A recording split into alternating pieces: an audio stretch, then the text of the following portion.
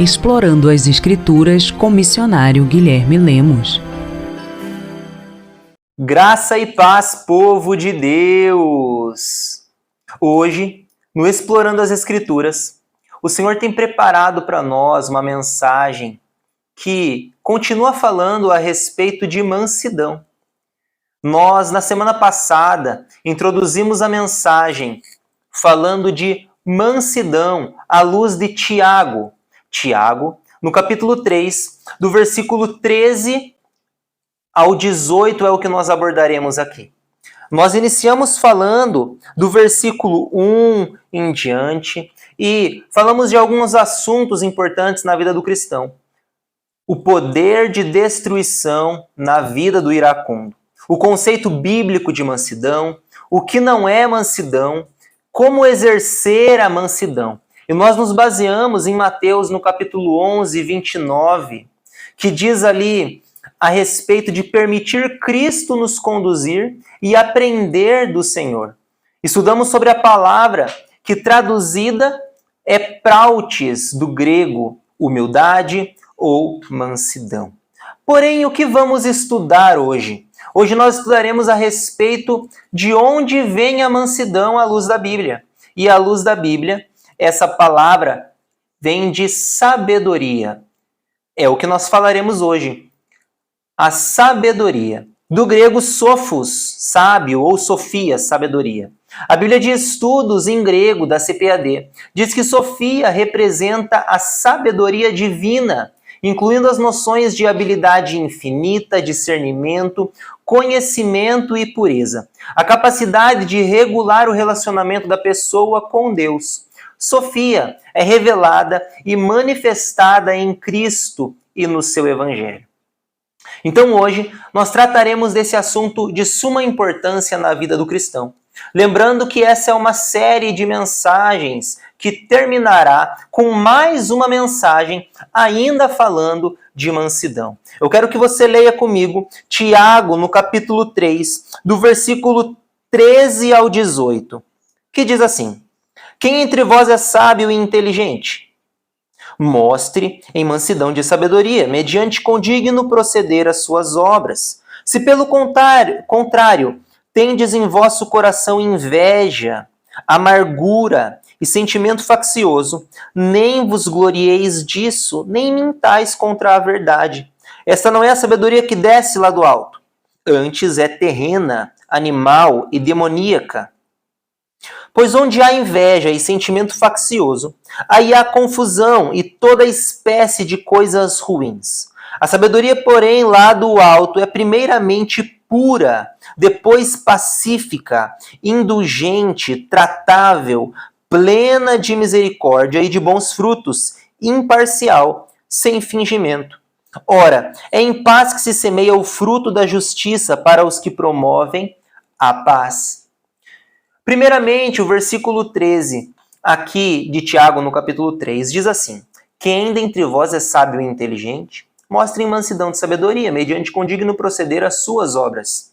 Na NVI diz: Quem é sábio e tem entendimento entre vocês, que o demonstre por seu bom procedimento, mediante obras praticadas com a humildade que provém da sabedoria. Hoje, é dessa humildade que nós vamos falar aqui. A verdadeira humildade à luz da Bíblia.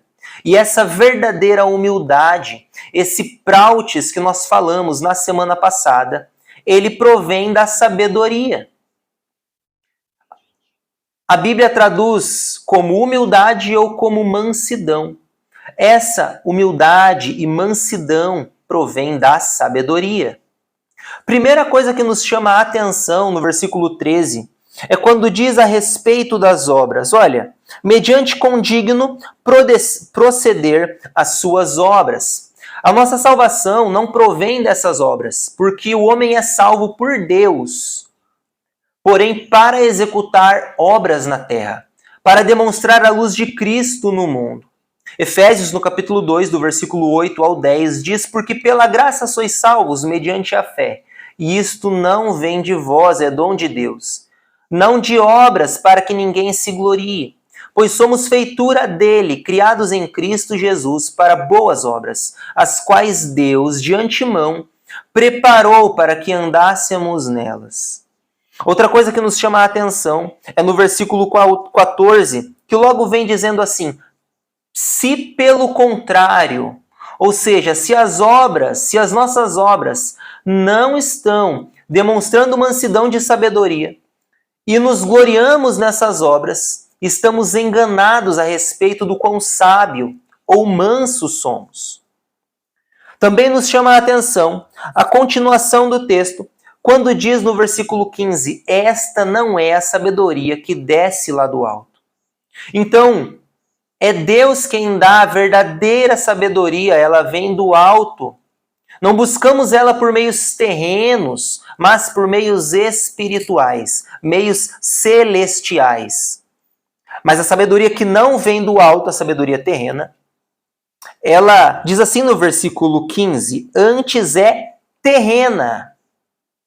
Ou seja, falando de mundo físico, ela é animal. A palavra no grego é psíquicos, pode ser traduzida como sensual. Esse é o estado corpóreo que antecede a vinda de Jesus. 1 Coríntios, no capítulo 16, versículo 50, diz, se referindo a este estado corpóreo, diz, carne e sangue não podem herdar o reino de Deus, nem a corrupção herda a incorrupção. Por isso que na vinda de Cristo, a noiva do Cordeiro será revestida de um corpo incorruptível, imortal, para que se cumpra a palavra que diz, tragada foi a morte na vitória. Ela também é demoníaca, que vem de demônios, não vem do alto, mas diretamente do inferno, para confundir o servo de Cristo. Observe uma coisa, no céu terão vários que aos olhos do mundo são bobos, são indoutos, mas no inferno terão vários que aos olhos do mundo são muito sábios.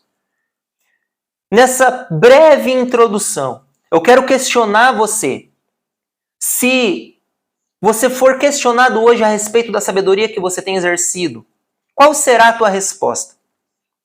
É importante nós entendermos qual é a sabedoria que nós temos buscado. Para isso nós precisamos entender aonde nós temos buscado também.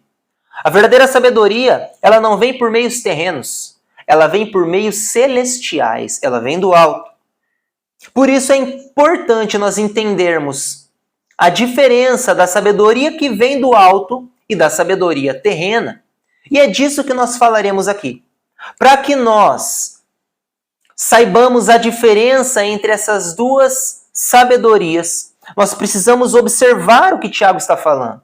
Se não soubermos a diferença entre essas duas sabedorias, não poderemos buscar a sabedoria que vem do alto e, consequentemente, não podemos exercer a mansidão. Pois bem, no versículo 14, Tiago começa a explanar primeiramente a respeito da sabedoria terrena.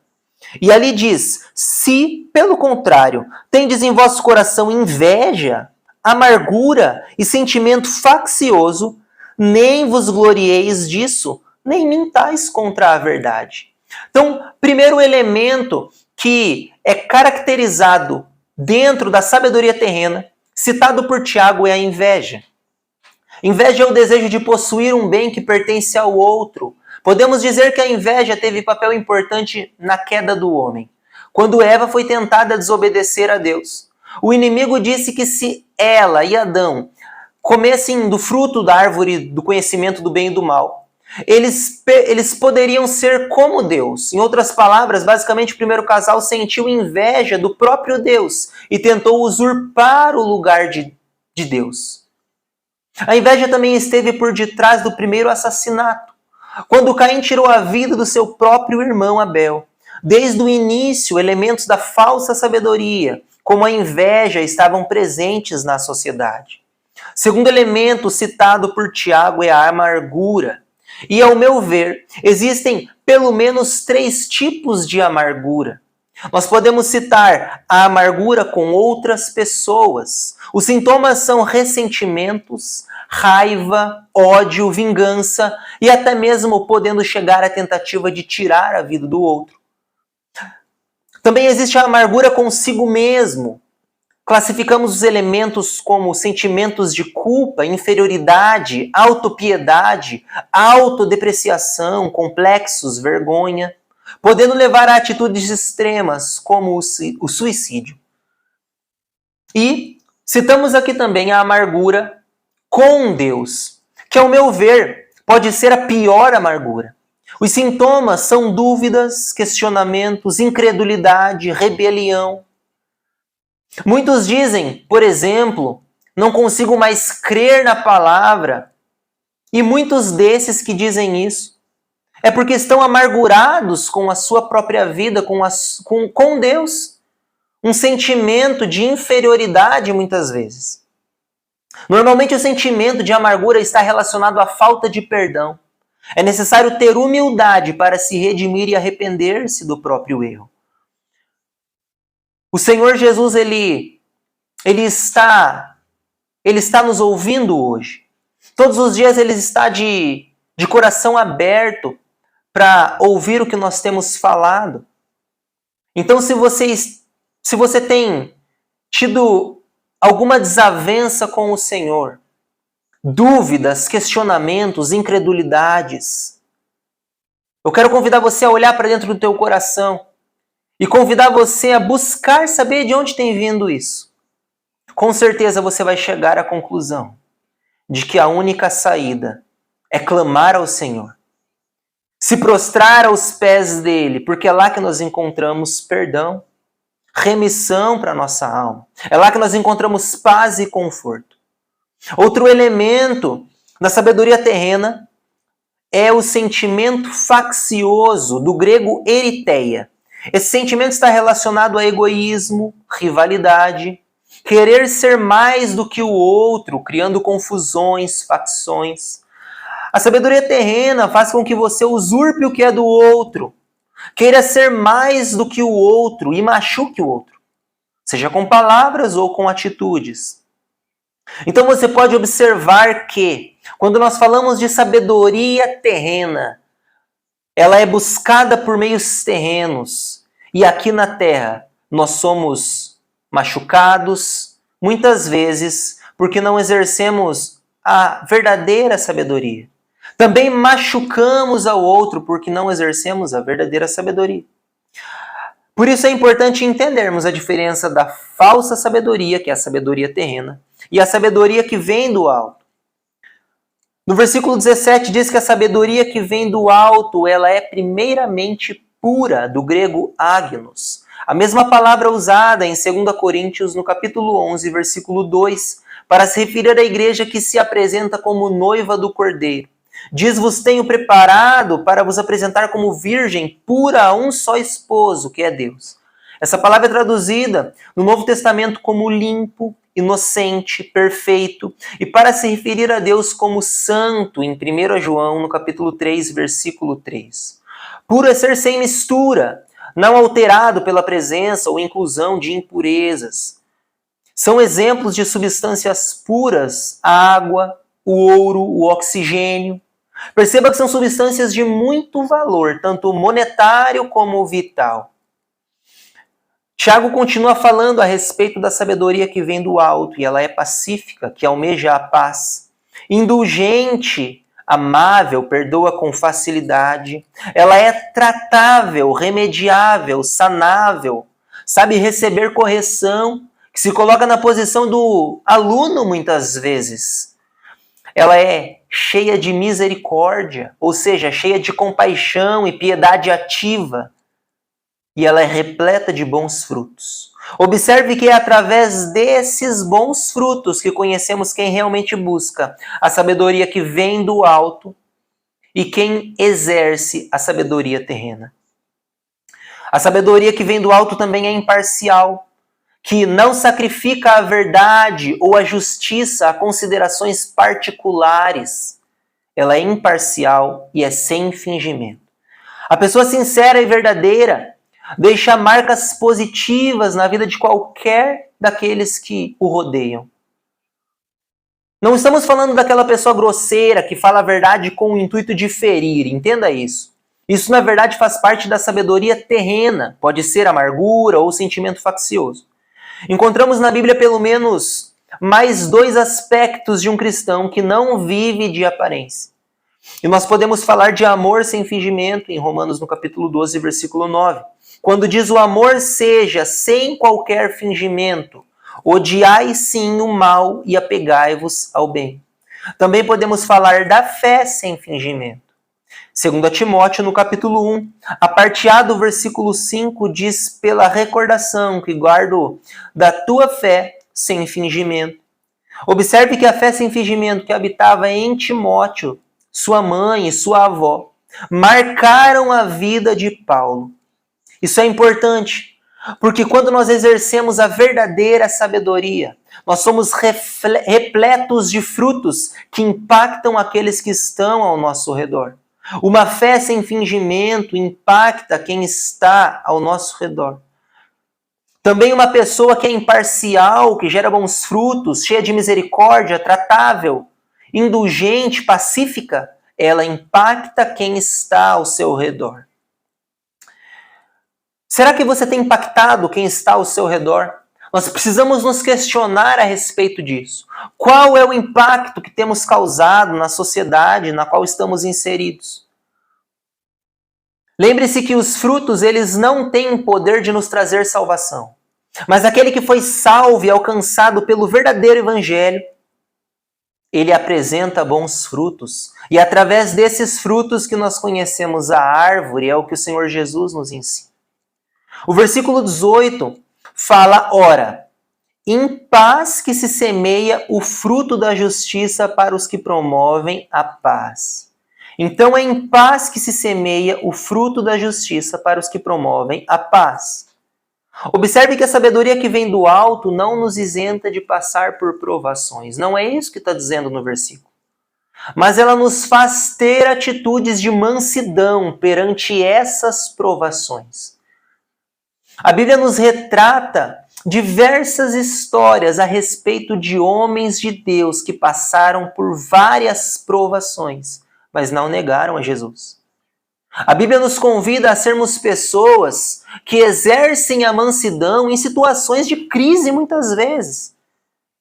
Que a Bíblia nos convida a exercer a verdadeira sabedoria quando o mundo muitas vezes está caindo ao nosso redor. Parece que tudo vai dar errado e é lá que o Senhor nos convida para sermos cristãos genuínos.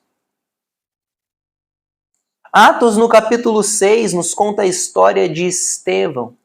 Do versículo 2 ao versículo 4, diz assim: então convocaram a comunidade dos discípulos e disseram: não é razoável que nós abandonemos a palavra de Deus para servir às mesas. Mas, irmãos, acolhei dentre vós 7 homens de boa reputação, cheios do Espírito e de sabedoria. Cheios de sabedoria, aos quais encarregaremos desse serviço. E quanto a nós, nos consagremos à oração e ao ministério da palavra. Essa história de Estevão nos chama muita atenção. Quando nós observamos ali no versículo 10 do capítulo 6, está escrito que eles não podiam resistir à sabedoria e ao espírito pelo qual ele falava.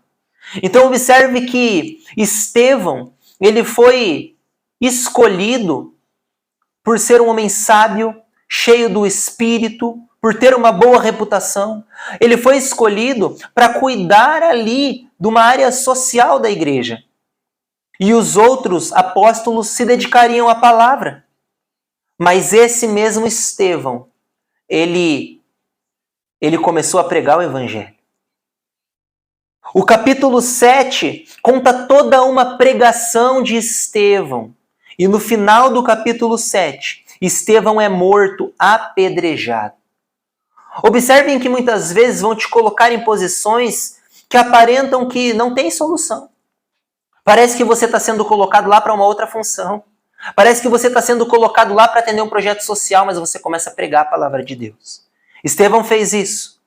O versículo 60 do capítulo 7 diz: então, ajoelhando-se, clamou em alta voz: Senhor, não lhes impustes este pecado. Com estas palavras, adormeceu. Observe uma coisa, no meio de uma situação onde que ele estava sendo apedrejado, Estevão sendo torturado por ser um cristão genuíno, cheio de sabedoria, cheio do Espírito, com uma boa reputação, encontraram um motivo para apedrejá-lo em público. Sabe o que nós aprendemos aqui? Nós aprendemos que quem tem a mansidão que a Bíblia nos ensina a ter, esse prautes que a Bíblia nos ensina, ainda na face da morte não deseja o mal ao seu inimigo, porém prefere morrer apedrejado a negar que Jesus Cristo é o Messias de Deus. Quem tem essa mansidão que a Bíblia nos ensina a ter é cheio de virtude, poder de Deus e sabedoria para enfrentar aquilo que se opõe à palavra de Deus. A Bíblia não nos ensina a exercer uma mansidão advinda do medo, fraqueza ou dúvida.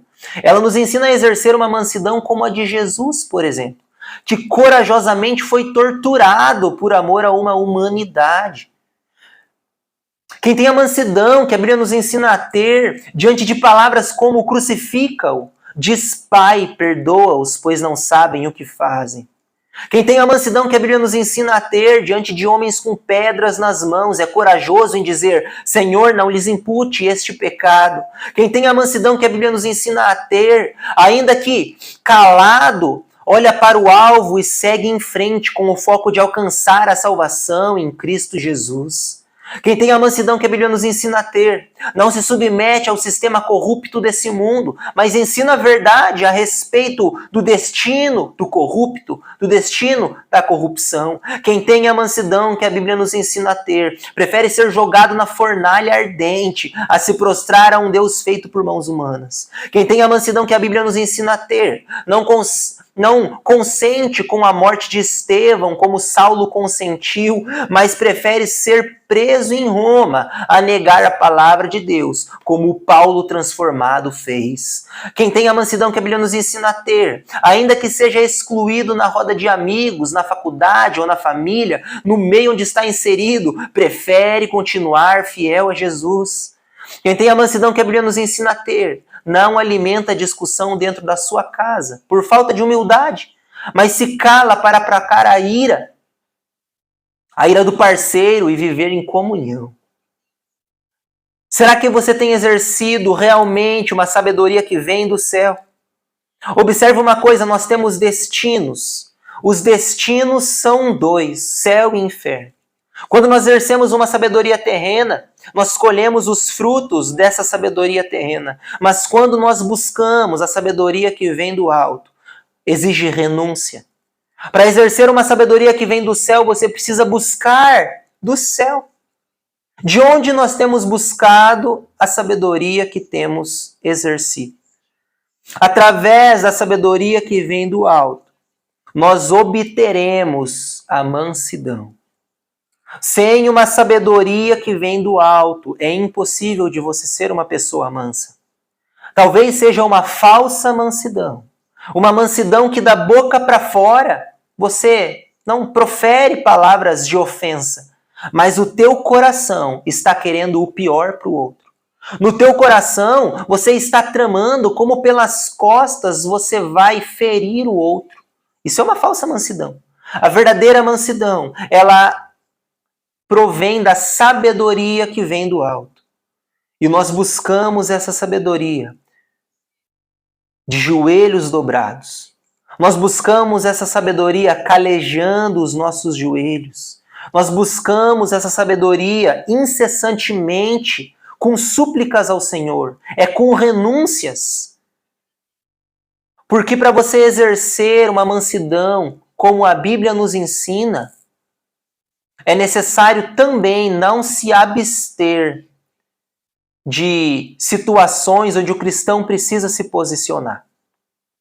A verdadeira mansidão que o Senhor nos ensina a exercer, ela não se prostra para as mazelas desse mundo. Ela não se prostra para as concupiscências da carne. Ela não se prostra para a corrupção que tão de perto nos rodeia. Mas a mansidão que nós buscamos como cristãos é uma mansidão que nos coloca muitas vezes em situações onde não queremos estar. mas sabemos que lá seremos bocas de Deus para cumprir aquilo pelo qual nós fomos chamados. Eu quero convidar você a exercer uma mansidão diferente se você não tem exercido. Convidar você a estar mais perto do Senhor se você não tem estado. Eu quero convidar você a, se for necessário, renunciar. Renuncie a si mesmo, porque o Senhor hoje ele nos convida a servi-lo com total dedicação e sinceridade de coração. Que você possa ser abençoado por essa palavra, que nós possamos exercer uma mansidão, uma verdadeira mansidão que não provém de sabedoria terrena, mas de uma sabedoria que vem do alto. Que Deus abençoe a sua vida